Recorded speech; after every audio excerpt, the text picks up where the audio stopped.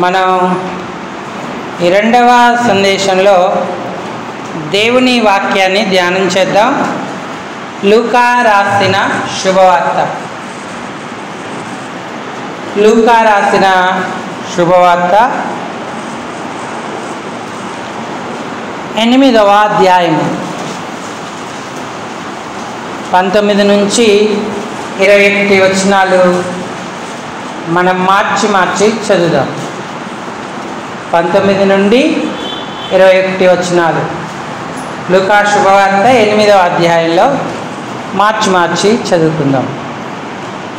ఆయన తల్లియు సహోదరులను ఆయన యొద్దకు వచ్చి జనులు గుంపుగా ఉండుట చేత ఆయన దగ్గరకు రాలేకపోయింది.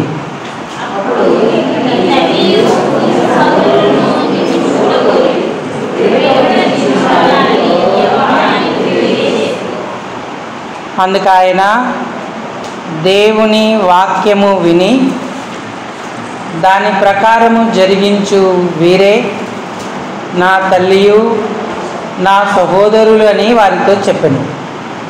21వ వచనాన్ని మరలా అందరం బిగ్గరగా కలిసి చదువుకుందాము. అందుకు ఆయన దేవుని వాక్యము విని దాని ప్రకారం జరిగించు వీరే నా తల్లియు నా సహోదరులని వారితో చెప్పెను. చాలండి. చదువుకున్న ఈ లేఖన భాగం చేరిరాగలిగిన మన హృదయాలకు ఈ మధ్యాహ్న కాల సమయం ప్రభు యొక్క ప్రత్యక్షతను అనుభవించుటకు హెచ్చరికగా, పురికొల్పుగా, ఆశీర్వాదకరంగా, దీవెనకరంగా ప్రేమగల దేవుడు చేయునుగాక. ఆమేన్. ప్రభు ప్రజలారా, ప్రభు నందున్నటువంటి ప్రియమైన వారులారా, మనం మన దేవుని యొక్క వాక్యం మీదనే మన మనస్సును నిలుపుదాం. అంత్య దినాలు, అపాయకరమైన కాలాల మధ్య మనం ఉంటూ ఉన్నాం. దేవుని వాక్యము నిత్యము నిలుచును అని దేవుని వాక్యం సెలవిస్తూ ఉంది. గడ్డి ఎండును, దాని పువ్వు రాలును, అయితే మన దేవుని వాక్యము నిత్యము నిలుచును అని వ్రాయబడి ఉంది. మనుషుల మాటలు గతిస్తాయి, గొప్ప గొప్ప వారిచ్చిన వాగ్దానాలు కూడా నెరవేర్పుకు తప్పిపోతాయి. కానీ ఆకాశం గతించిన, భూమి గతించిన, నా మాటలు సున్నా అయినను పొల్లైనను తప్పిపోదు అన్నాడు. అంత నిశ్చయమైన దైవ వాక్యానికి దేవుడు మనల్ని సమకూర్చాడు. కాబట్టి వాక్యం ఎంత గొప్పదో మనం గుర్తించి దాని ప్రకారంగా మనం జీవించినప్పుడు గొప్ప దీవెనలను, ఆశీర్వాదాలను పొందుతాం. మనం చదువుకున్న స్వల్ప లేఖన భాగంలో యేసు ప్రభు వారు 30వ ఏట పరిచర్య ఆరంభించి పేతురు, యోహాను, యాకోబు, ఆంద్రేయ ఒక శిష్యుల గుంపును తయారు చేసుకొని ఆయా స్థలాలకు వెళుతూ దేవుని యొక్క వాక్యాన్ని బోధిస్తూ ఉన్నాడు. అప్పుడు దయ్యాలు పట్టిన వారు బాగుపడ్డారు. యాయీరు కుమార్తె తిరిగి లేచింది. రక్తస్రావపు రోగి స్వస్థత పొందింది. ఇలా ఎన్నో ఆశ్చర్య కార్యాలన్నీ జరుగుతూ ఉన్నాయి. అలా దేవుని యొక్క పేరు, ప్రభువైన యేసు యొక్క పేరు ప్రసిద్ధి చెందుతూ ఉంటుంటే యేసు తల్లి అయిన మరియకు అలాగే ఆయన సహోదరులకు ఈ విషయం తెలిసింది. ఆయనను సరిగా అందరూ అర్థం చేసుకోలేదు. అందులో కొందరు ఆయనకు మతి చెలించింది అన్నారు. ఆయనను పట్టుకోవడానికి ప్రయత్నం చేశారు.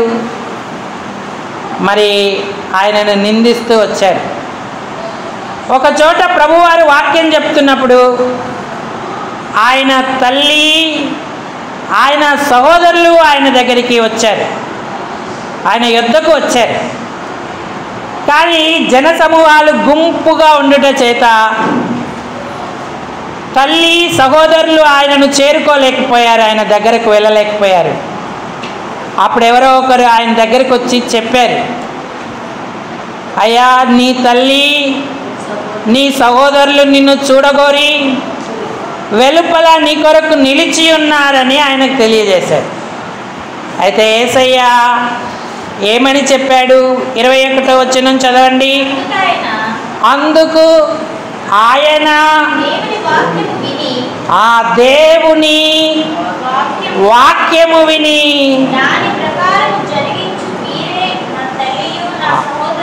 దాని ప్రకారం జరిగించు వీరే నా తల్లియు నా సహోదరులు అని వారితో చెప్పాను అన్నాడు. సొంత తల్లికి సొంత సహోదరులకు ఆయన అక్కడ ప్రాముఖ్యత ఇవ్వలేదు, ప్రాధాన్యత ఇవ్వలేదు. ఎవరు నా తల్లి, ఎవరు నా సహోదరులు? పరలోకమందున్న నా తండ్రి చిత్త ప్రకారము జరిగించువారే అని సువార్తల్లో మరొక చోట రాయబడి ఉంది. ఈనాడు దేవుని పిల్లలంగా ఆయన వాక్యము విని దాని ప్రకారంగా మనం జీవించినప్పుడే ఆయనతో మనకు అనుబంధం స్థిరమై ఉంటుంది. మనం ఆయన సంబంధీకులమై ఉంటాం, రక్త సంబంధీకులమై ఉంటాం. వారికంటే ఎక్కువ ప్రాధాన్యత మనకు ఆయన ఇస్తాడు. తల్లియు సహోదరులునై ఉన్నారు అన్నాడు. కాబట్టి ఈనాడు అలాంటి అనుభవం కలిగి ఉన్నామా? ప్రభువా ప్రభువాను పిలుచు ప్రతివాడు పరలోక రాజ్యము ప్రవేశింపడు గాని పరలోకమందున్న నా తండ్రి చిత్త ప్రకారమే జరిగించువాడు పరలోకములో ప్రవేశించును అన్నాడు. ఒకసారి సమాజంలో ఆయన వాక్యం చెప్తా ఉంటే ఒక తల్లి లేచి ఏమంది అంటే, అయ్యా నిన్ను మోసిన గర్భము నీవు కుడిచిన స్తనములు ధన్యములైనవి అంది. అవును గాని దేవుని వాక్యము విని దాని ప్రకారము జరిగించువారు మరీ ధన్యులని మీతో చెప్పుచున్నాను అన్నాడు. ఈనాడు నువ్వు దేవుని ధన్యతని లేదా దేవుని బంధుత్వాన్ని సంపాదించడానికి ఎంత ప్రయాసపడుతున్నావు, పరిగెడుతున్నావు, సమీపంగా ఉన్నావు. ఆయన వాక్యం విని దాని ప్రకారం జరిగించడానికి సిద్ధంగా ఉన్నావా? ఈ అపాయకర కాలాల మధ్య నిన్ను క్షేమముగా ఉంచేది వాక్యం ఒక్కటే. ఆ వాక్యమే విశ్వాసులైన మీలో కార్యసిద్ధి కలగజేయుచున్నది అన్నాడు. కాబట్టి అంత్యదినాలలో ఆయనతో ఇలాంటి బంధాన్ని కలిగి ఉండాలంటే వాక్యం వినడానికి ఎప్పటికప్పుడు మనం సిద్ధపడుతూ ఉండాలి. వాక్యం వింటే దాని ప్రకారం చేయడానికి ఆశ ఉంటుంది. ఆశ కలిగితే దాని ప్రకారం చేయడానికి సామర్థ్యతను సంపాదిస్తాం. ఆ సామర్థ్యత ప్రభు కృప వలన మనకు దొరుకుతుంది. అప్పుడు వాక్య ప్రకారం జీవించి ఆయనకు రక్త సంబంధీకులమవుతాం, మరీ ధన్యులమవుతాం. దేవుని రాజ్యంలో సమృద్ధి అయిన ప్రవేశం మనకు కలుగుతుంది. తుయతైరా సంఘంతో దేవుడు ఈ విధంగా చెప్తా ఉన్నాడు. ప్రకటన గ్రంథం 2వ అధ్యాయము 19వ వచనం చదవండి. నీ క్రియలను, నీ ప్రేమను, నీ విశ్వాసము, నీ క్రియలు నాకు తెలుసు, నీ ప్రేమ తెలుసు, నీ విశ్వాసము తెలుసు, నీ పరిచర్యను, నీ పరిచర్య తెలుసు, నీ సహనమును నేను ఎరుగుదును. నీ సహనమును నేనెరుగుదును అన్నాడు. మొదట చేసిన దానికంటే ఇప్పుడు ఎక్కువ చేస్తున్నావు, ఇంకా సంతోషం. కానీ మీలో ఒక స్త్రీ ఉంది అన్నాడు, పాపము గురించి మాట్లాడుతూ. యెజబేలు అను స్త్రీని నీవు ఉండనిచ్చుచున్నావు అన్నాడు. ఆ సంఘంలోనే కొందరు ఆ క్రియలేవి లేకుండా దేవుని మీద ఆధారపడి ఆయనతో సహవాసం చేస్తూ ఉన్నారు. అప్పుడు వారి గురించి దేవుడు చెప్తేమన్నాడు 24వ వచనం. అయితే తుయతైరలో కడమవారైన మీతో అనగా ఈ బోధను అంగీకరింపక ఆ సాతాని యొక్క గూఢమైన సంగతులను ఎరగమని చెప్పుకొని వారందరితో నేను చెప్పుచున్నదేమనగా, మీ పైన మరి ఏ భారమును పెట్టను, నేను వచ్చు వరకు మీకు కలిగి ఉన్నది గట్టిగా పట్టుకొనుడి అన్నాడు. వాక్యం వినే అనుభవాన్ని ఎప్పుడు మనం కోల్పోకూడదు. సాతాను బోధలను ఎరగము, మాకు తెలియదు అన్న వారితో మాత్రమే దేవుడు ఈ మాట చెప్తున్నాడు. నీకు కలిగిన దానిని గట్టిగా చేపట్టుము అంటూ ఉన్నాడు. కాబట్టి దేవుని వాక్యం వినడం నీకు కలిగి ఉంటే నువ్వు దాన్ని గట్టిగా చేపట్టాలి. ఎందుకంటే వినుట వలన విశ్వాసం కలుగుతుంది, విశ్వాసము వలన ఆత్మరక్షణ ఫలం కలుగుతుంది, అదే విశ్వాసము వలన కార్యసిద్ధి కలుగుతుంది, అదే విశ్వాసము వలన ఫలభరితమైన ప్రార్థనా జీవితాన్ని కలిగి ఉంటాం. కాబట్టి వాక్యాన్ని విని విశ్వాసాన్ని అభివృద్ధి చేసుకొని ఆత్మరక్షణ, కార్యాభివృద్ధి, ప్రార్థన ఫలాలను మనం అనుభవించాలి. కలిగిన దీనిని గట్టిగా పట్టుకొనుడి అంటూ ఉన్నాడు. శక్తి కొంచెమే అయినా నువ్వు పట్టుకున్నావు, దాన్ని బట్టి నేను ఎంతో సంతోషిస్తున్నాను అన్నాడు మరి యొక్క సంఘంతో. ఫిలదెల్ఫియా సంఘంతో దేవుడు ఏమంటున్నాడో చూడండి. అదే ప్రకటన గ్రంథంలో 3వ అధ్యాయము 11వ వచనం. నేను త్వరగా వచ్చుచున్నాను, ఎవడును నీ కిరీటమును నపరింపకుండునట్లు నీకు కలిగిన దానిని గట్టిగా పట్టుకొనము అన్నాడు. ఏం కలిగి ఉంది? అసలు పట్టుకునే శక్తి ఉందా? 8వ వచనం చదవండి. నీ క్రియలను నేను ఎరుగుదును, నీకున్న శక్తి కొంచెమే అయ్యుండి నన్ను నీవు నా వాక్యాన్ని విన్నావు, నా వాక్యాన్ని గైకొని నా నామమును ఎరుగను అనలేదు. ఇదిగో తలుపుని ఎదుట తీసి ఉన్నాను, దాన్ని ఎవ్వడు మూయనేరడు లేదా వేయనేరడు అని. కాబట్టి ప్రియులారా, ఈనాడు కలిగి ఉన్న వాక్యాన్ని గట్టిగా చేపడతా ఉన్నామా? ఆ వాక్య ప్రకారం ప్రవర్తించడానికి ప్రభువును బ్రతిలాడుకుంటున్నామా? వాస్తవానికి సంఘానికి ఉన్న శక్తి కొంచెమే, నీకు నాకున్న శక్తి కొంచెమే. ఈ కొంచెము శక్తితో మనం గట్టిగా పట్టుకుంటే శోధన కాలమందు తప్పింపబడతాము, విశ్వాసమందు బలపడతాము.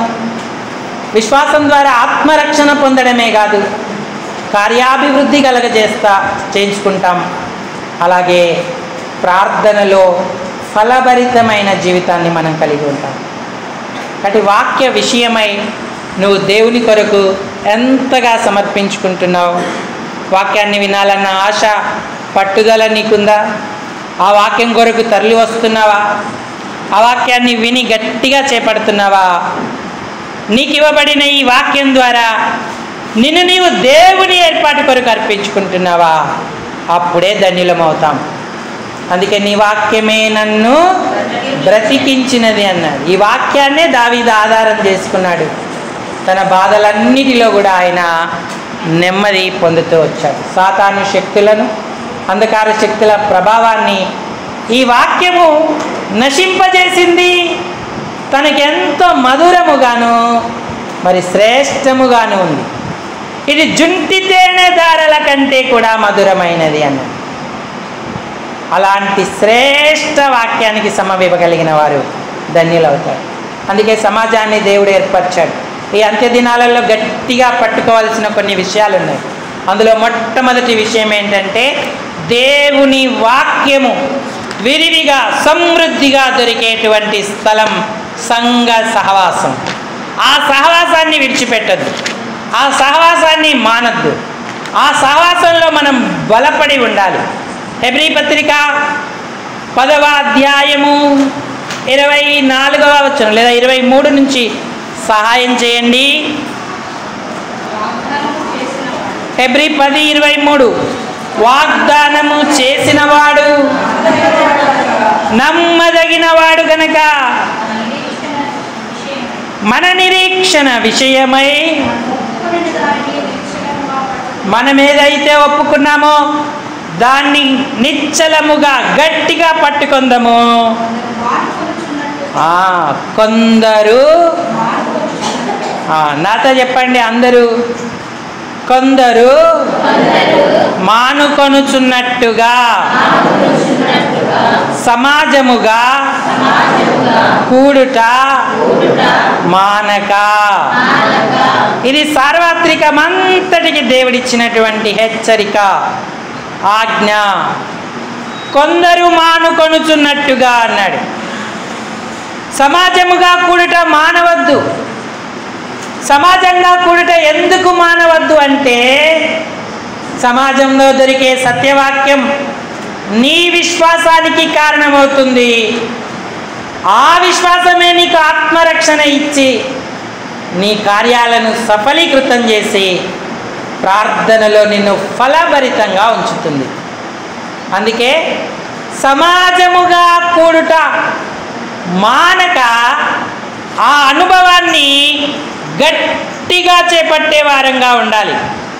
ఇంకా 24వ వచనంలోనే అన్నాడు, ఒకరినొకడు హెచ్చరిక చేయండి. అదేంటి, ఆదివారం రాలేదు, బల్లారాధనలో పాలు పొందలేదు, స్త్రీల కూటాన్ని మర్చిపోయావా, శనివార సంఘ ప్రార్థనలో నీ స్వరం వినబడలేదే?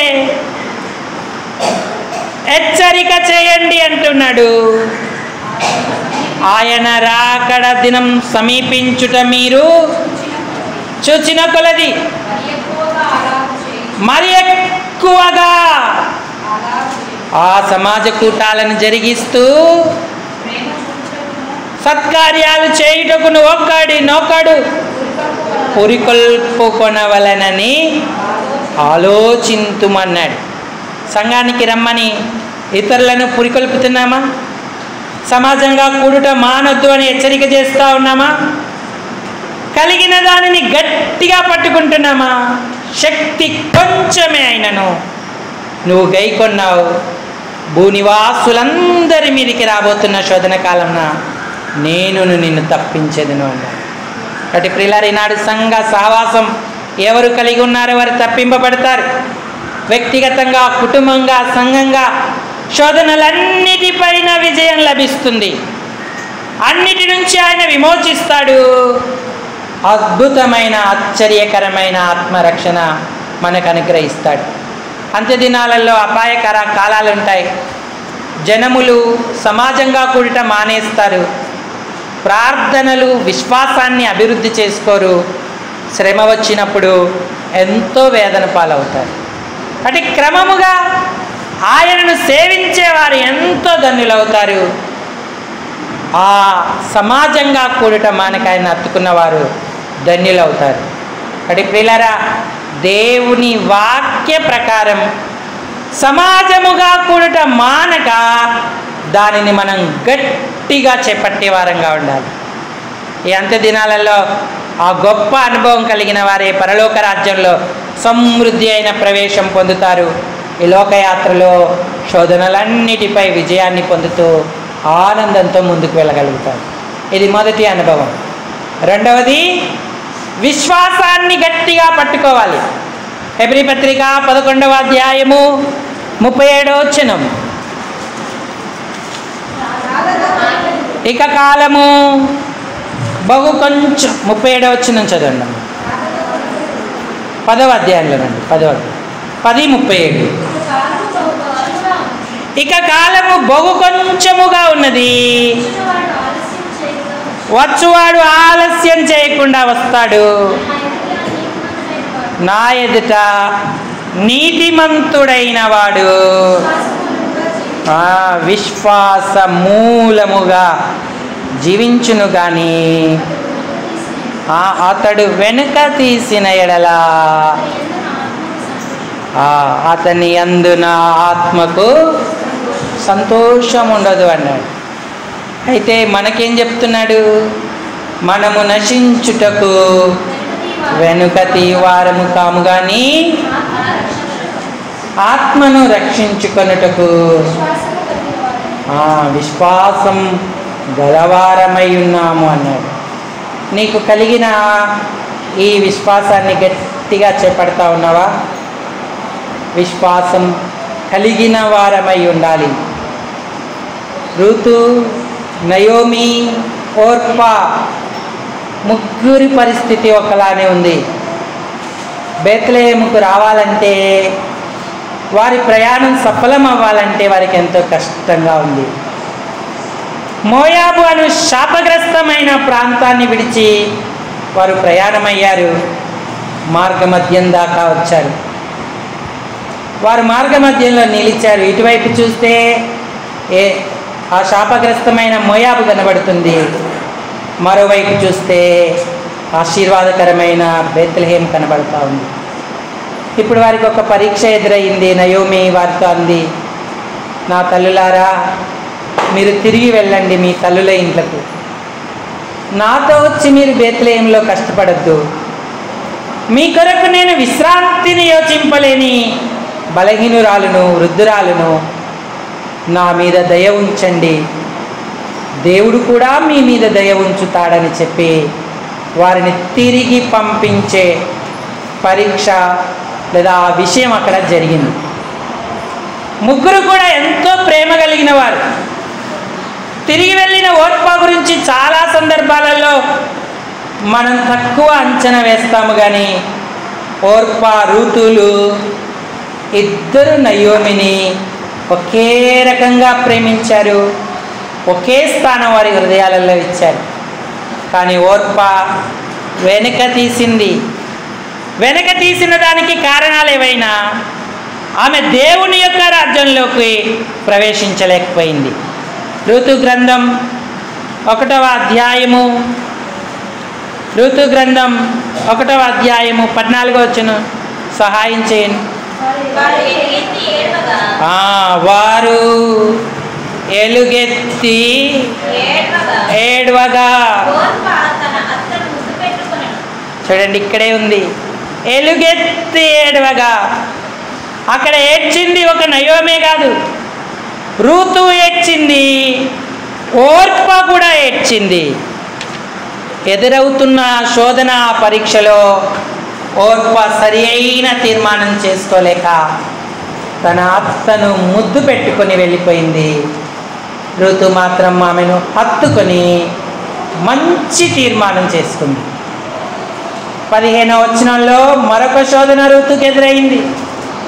నయోమంటుంది, ఇదిగో నీ తోటి కోడలు తన జనుల యొద్దకును తన దేవుని యొద్దకును తిరిగిపోయినదే,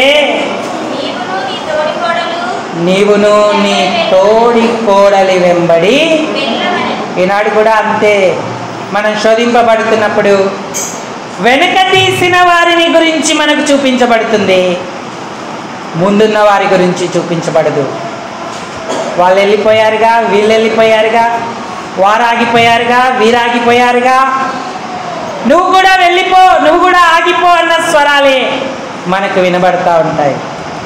అయితే రూతు ఒకే తీర్మానం చేసింది, నా వెంబడి రావద్దనియు, నన్ను విడిచిపెట్టమనియు, నన్ను బ్రతిమాలు కొనవద్దు, నీ వెళ్ళు చోటునే నేను, నీవు నివసించు చోటనే నేను నివసించదను, నీ జనమే నా జనం, నీ దేవుడే నా దేవుడు. ఎంత విస్తారమైన శ్రేష్ఠ నిర్ణయం ఋతు చేసింది. వెనకడుగు వేయలేదు, వెనక తీయలేదు, వెనకకు చూడలేదు. బలమైన వారు తిరిగి వెళ్ళినా సరే హత్తుకొని ముందుకు నడిచింది, గొప్ప ఆశీర్వాదం పొందింది. నువ్వు వెనుక తీస్తున్నావా? ఈ దినాలలో మాదిరికరమైన అందరూ ఉండొచ్చు, కానీ విశ్వాసంతో ముందుకు చూస్తూ నడిచిన వారే ధన్యులవుతారు. వెనక తీసిన ఎడల నా ఆత్మకు సంతోషం ఉండదు అన్నాడు.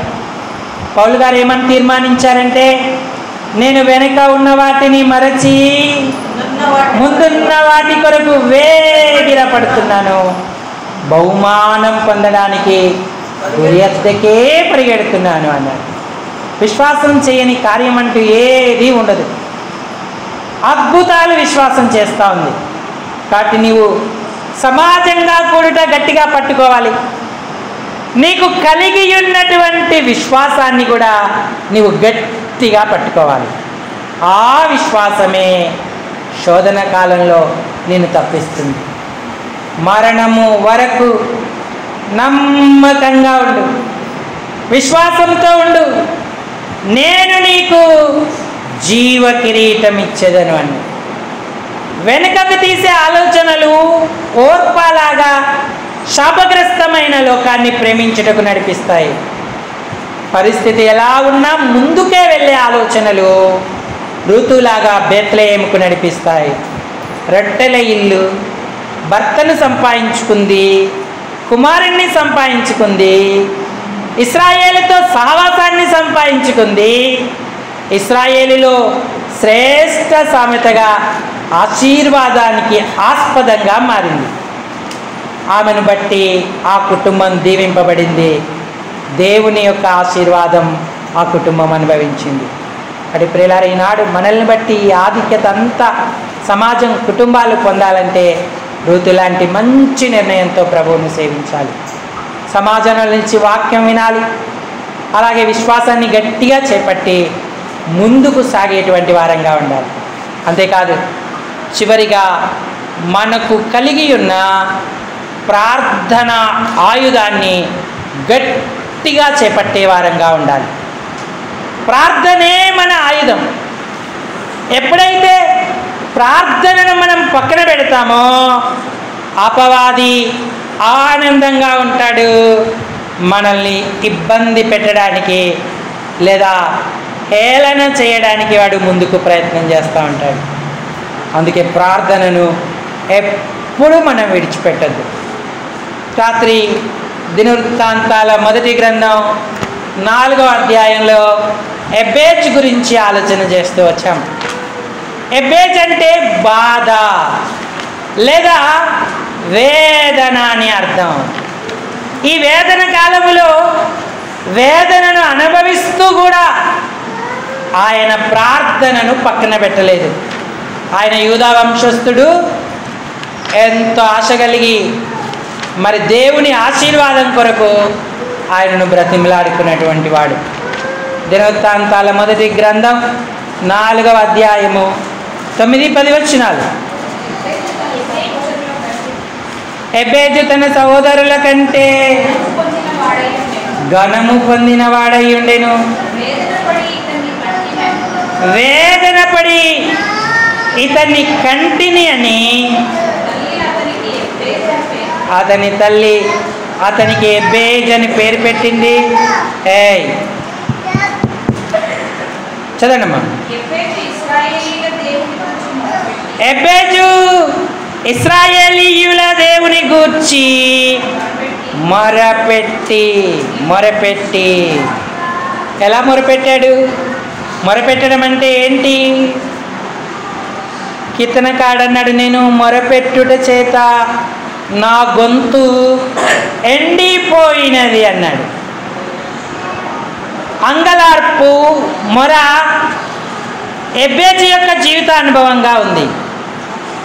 4 విషయాలు అడిగాడు. నన్ను ఆశీర్వదించు, నా సరిహద్దు విశాలపరచు, నీ చెయ్యి నాకు తోడుగా ఉండ దయచేయి, కీడు రాకుండా దానిలో నుండి తప్పించు అని.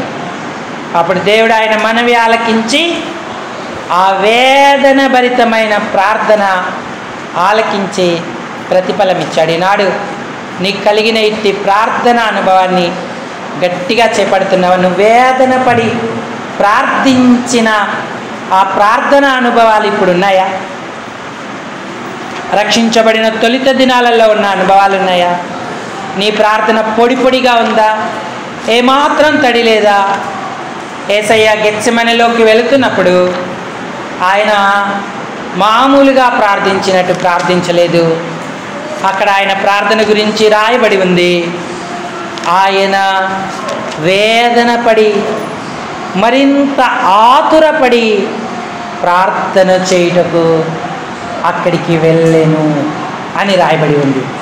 చూడండి, మత్తయి శుభవార్త 26వ అధ్యాయము 37వ వచనం చదవండి.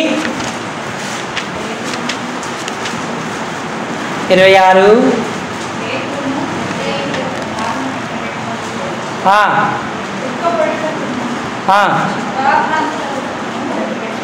దుఃఖపడుటకును చింతాక్రాంతుడగుటకును మొదలుపెట్టెను అన్నాడు. ఇంకా మనం గమనిస్తే లూకాసు వార్త 22వ అధ్యాయానికి రండి. శోధనలో ప్రవేశించకుండానట్లు మెలకువగా ఉండి ప్రార్థన చేయుడి అన్నాడు. 22వ అధ్యాయంలో స్పష్టంగా రాయబడి ఉంది. 44వ వచనం, ఆయన ఏం పడ్డాడు? నాతో చెప్పండి. ఆయన వేదన పడి మరింత ఆతురముగా ప్రార్థన చేయగా. అసలు ప్రార్థనే రావట్లేదు, నడిపింపు పోతా ఉంది. ప్రార్థనలో ఇంకా లోతైన అనుభవానికి మనం ఎప్పుడు వెళ్తాం? వేదన పడి ఆతురముగా ప్రార్థిస్తున్నాడు. శ్రమ యొక్క తీవ్రత యేసుప్రభు వారు ఎరిగారు కాబట్టి ఈ ప్రార్థనను ఆయన కొనసాగించాడు. ఈనాడు సంఘానికి ఇలాంటి అనుభవం కావాలి. శరీరధారిగా ఉన్న దినాలలో మహారోదనతో కన్నీళ్లతో తన్ను విడిపింపగలవానికి ఆయన ప్రార్థనలు చేశాను అన్నాడు. సంఘం ప్రార్థనలను గట్టిగా పట్టుకుంటుందా? ఏదో అలవాటుగా ఆచారంగా ఆదివారం మాత్రమే వస్తే నేను గట్టెక్కుతాను అనుకుంటే అది ఎంతో ప్రమాదం. ఆధ్యాత్మికంగా ఇంకా లోతులోకి మనం వెళ్ళాలి. లోతైన ప్రార్థన అనుభవాన్ని కలిగి ఉండాలి. రాత్రులు ప్రార్థన ఇంకా శక్తివంతమైనది. రాత్రికాల ప్రార్థనను మనం మనస్కరించాలి. జాగరణ, ఉపవాసం, వేదన మన అంతరంగంలోకి రావాలి. తీవ్రంగా ఆతురపడి ప్రార్థన చేయాలి. ఈ అనుభవాలన్నీ యేసయ్య పొందాడు. ఆయన అడుగుజాడల్లో మనం నడవాలని మనకు అప్పగించాడు. కానీ సంఘాలు పగలు ప్రార్థనలకే తక్కువగా కనబడుతూ ఉంటే ఇక రాత్రికాల అనుభవాలు ఎలా పొందుతాం? లూకాసు వార్త 6వ అధ్యాయంలో ఆయన దేవుని ప్రార్థించుటలో రాత్రి అంతా గడిపెను అన్న మాట మనం చూస్తూ ఉంటాం. లూకాసు వార్త 6వ అధ్యాయము 12వ వచనం, ఆ దినముల యందు ఆయన ప్రార్థన చేయుటకు కొండకు వెళ్ళి దేవుని ప్రార్థించుట యందు, నాతో చెప్పండి, దేవుని, గట్టిగా చెప్పండి, దేవుని ప్రార్థించుటయందు రాత్రి గడిపెను. పాటలు పాడడానికి రాత్రి గడిపాడా? లేదా ఇంకా సోషల్ యాక్టివిటీస్, ఏమైనా క్విజ్ కార్యక్రమాలు, కేకులు పంచుకోవడం, చాక్లెట్లు పంచుకోవడం, టీ బిస్కెట్ల కొరకై రాత్రి గడిపాడా? ప్రార్థించుటయందు రాత్రి గడిపెను. మోకాళ్ళ మీద, కొండపై విషపురుగులు, తేళ్ళు, పాములు,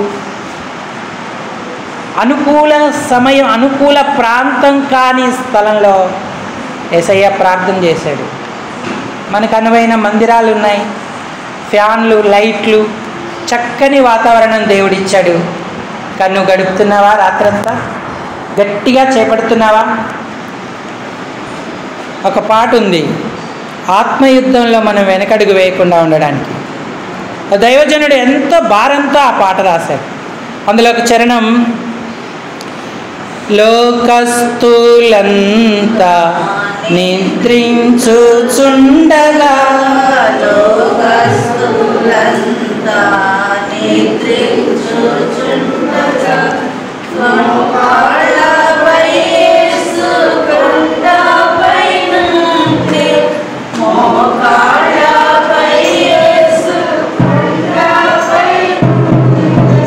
నీవును ప్రార్థన శక్తి, నీవును ఓ నా సోదర వెనుకంజ వేయకు, ఓ నా సోదరి వెనుకంజ వేయకు. ఆత్మయుద్ధములో జయమందుమోని, ఆత్మయుద్ధములో జయమందుమోన సోదరి వెనుకంజ వేయకు, ఓ నా సోదరి వెనుకంజ వేయకు. ఏ అంజె వేయకూడదంట? గట్టిగా చెప్పండి. మనల్ని సాతాను సంఘానికి రానివ్వడు, ప్రార్థనకు అస్సలు రానివ్వడు. ఏదో ఆచార సంబంధమైన పండుగలకైతే చక్కగా పురికొల్పు తీసుకొస్తాడు. ఎందుకంటే ఆ దినాన నీవు అందరితో కలిసి ఆనందిస్తావే కానీ సత్యవాక్యానికి సమర్పించుకో. సాంఘిక పరమైన ఆనందాలే ముఖ్యమని నేర్పుతూ ఉంటాడు. కానీ యేసయ్య వీటిని ఏవి లక్ష్య పెట్టలేదు. మన ఆత్మల రక్షణ కొరకై ఎంతో వేదన, శ్రమ, ఆతురమైన ప్రార్థన ఆయన చేశాడు. ప్రియులారా, ఈ సమయం కోల్పోతే రానున్న దినాల్లో మనకు అవకాశం ఉండదు. అంత్య దినాలు మిక్కుటంగా రోధించకముందే ప్రభు యొక్క పాదాలను, ప్రార్థనా జీవితాన్ని గట్టిగా చేపట్టే వారంగా ఉండాలి. సమాజంగా కూడిట మానొద్దు. రెండవది, విశ్వాసాన్ని గట్టిగా చేపట్టాలి. మూడవది, ప్రార్థనలను గట్టిగా చేపట్టాలి. నువ్వే కారణమన్నా చెప్పు, అది శరీర కారణం, లోక కారణం. నీకు ప్రాధాన్యత మనసులో ఉంటే పరిగెత్తుకుంటూ ఆలస్యానికి వస్తాం. ఇంకో భక్తుడు కూడా అన్నాడు, లోకము శరీరము లాగినను. ఏం వెళ్తాయా రాత్రి ప్రార్థనకు? పడుకో ఇంట్లో. నీకు తెలుసా బీపీ నీకుందని, షుగర్ ఉందని? నువ్వు 12 దాకా మెలకుగా ఉండలేవయ్యా బాబు. ఎంత చక్కగా బుజ్జగిస్తాడో. నిజమే కదా. ఇప్పుడిప్పుడే నడుము నొప్పి వస్తుంది, కాలు నొప్పి వస్తుంది, నేనెలా శరీరాన్ని తీసుకొని ఆలయానికి వెళ్ళగలను అనుకుంటావు. ఎన్ని రాత్రులు కోల్పోతున్నావు సోదరుడా, సోదరి. ఒక్క తీర్మానం చేయి, అడుగు వేయి, అపవాది క్రియలన్నీ లయపరచబడతాయి. నువ్వు ఐసీయూలో ఉండడం ఆయనకి ఇష్టం లేదు, ఆలయములో ఉండడం ఆయనకి ఇష్టం. ఆలయంలో ఉన్నవారు ఎవ్వరూ ఐసీయూకి వెళ్ళరు. ఆయన గొప్ప కృపను అనుగ్రహించి విమోచించేటువంటి వాడిగా ఉంటాడు, దయతో నింపేవాడిగా ఉంటాడు. ఒకవేళ ప్రత్యేక అనుమతితో నిన్ను తీసుకెళ్ళినా ఐసీయూనే ఆలయంగా చేసే దేవుడిగా ఉన్నాడు ఆయన. నీ ప్రార్థనలు అక్కడికంటే అక్కడ నిలవరంగా ఉండడం ఎంత ధన్యత. కాబట్టి యేసయ్య వెళ్ళిన మార్గాన మనం వెళ్ళాలి, మనస్సాక్షితో బతకాలి. నీ కొరకు ప్రాణం పెట్టిన ప్రభువును తృణీకరించొద్దు. మనస్సాక్షి లేకుండా జీవిస్తే ఎవ్వరూ మనల్ని ఉద్ధరించలేరు. రాజైన దావీదు చేయరాని కార్యాలన్నీ చేసి ఎంతో వేషం వేసుకొని ఊరియాను రప్పించి, నీ వెళ్ళి ఇంటికి వెళ్ళి అన్నపానాలు పుచ్చుకొని నీ భార్యతో పరుండి సుఖంగా ఉండు అని చెప్పాడు. కానీ ఊరియా అన్నాడు, నా ఏలినవాడు మందసం యుద్ధ రంగములో ఉంటుండగా నేనెలా అన్నపానాలు పుచ్చుకొని సుఖపడుటకు నా ఇంటికి వెళతాను? లేదు రాజా, నేను యుద్ధ రంగానికే వెళతానని చెప్పి ఆ రోజు కూడా అక్కడే రాజాజ్ఞ మరి తృణీకరించి ఆ దావీదు యొక్క మందిరంలోనే నిలిచి ఉన్నాడు. ప్రియులారా, అలాంటి మనస్సాక్షి మనం కలిగి ఉంటే ఎంత ధన్యులమవుతాం. సంఘంలో స్త్రీల పూట ఉందని, సంఘంలో సంఘ ప్రార్థన ఉందని, సంఘంలో నెలాఖరు ప్రార్థన ఉంది అని స్పర్శ స్పృహ మనకున్నాయా? ఏ నెలలోనైనా నేను కోల్పోకూడదని గ్రహిస్తున్నామా? పరిగెడుతున్నామా? పట్టుకుంటున్నామా? అదే మనకు ఆశీర్వాదం. ఎవరు నా తల్లి, ఎవరు నా సహోదరులు దేవుని వాక్యం విని దాని ప్రకారము జరిగించువారే. ఆ వాక్యం బట్టి విశ్వాసాన్ని, ఆ వాక్యాన్ని బట్టి ప్రార్థనను చేపట్టి మనం ధన్యులం అవ్వాలి. కాబట్టి అంత్య దినాలలో ఒక మంచి నిర్ణయంతో క్రైస్తవులముగా, నిజ క్రైస్తవులుగా ఆయన సేవించడానికి సిద్ధపడదాం. ఈ తలంపులను దేవుడు దీవించునుగాక. అందరూ తలలు ఉంచి కళ్ళు మూసుకోండి, మనం ప్రార్థనలోకి వెళ్దాం.